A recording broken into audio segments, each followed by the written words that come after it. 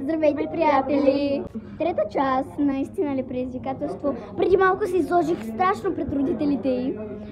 Предизвикателство, не ме питай, предизвикателство избирам. Добре, окей, както де. Така. Сега, ще мислим предизвикателство. Нещо пред родителите ти ще... Добре.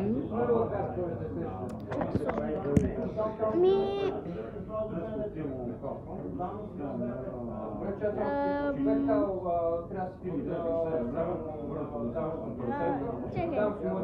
Направи се, значи отиваме там и след малко се връщаме и ще правиш, че ревеш. И отиваш при тях и казваш, мамо, Да.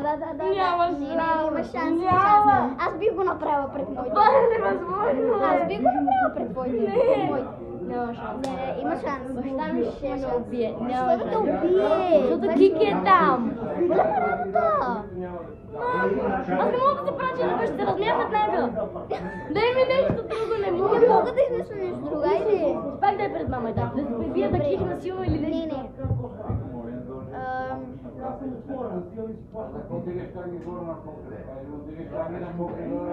Да се правиш, че ме биеш. Да, айде.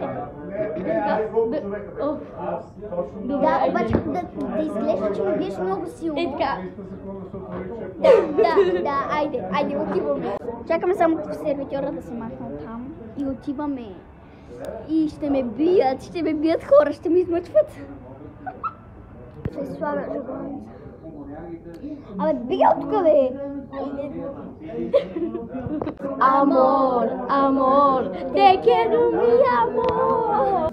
Хора, сервитьора още не се е махнал. Ама ние отиваме. Не Защото отиваме. не е стративка. Да, ама не искам да правим цирк пред човека. А нашия цирк е голям. От кога? Нищо. Аре, моля те. Много ми се отдълвам, бе. Става много малко минути, така че ще се видим след малко. Отиваме. Айде! Ох, не! Това не се получи, но последвайте ми пак, моля ви се. Добре, айде чао от нас. Айде.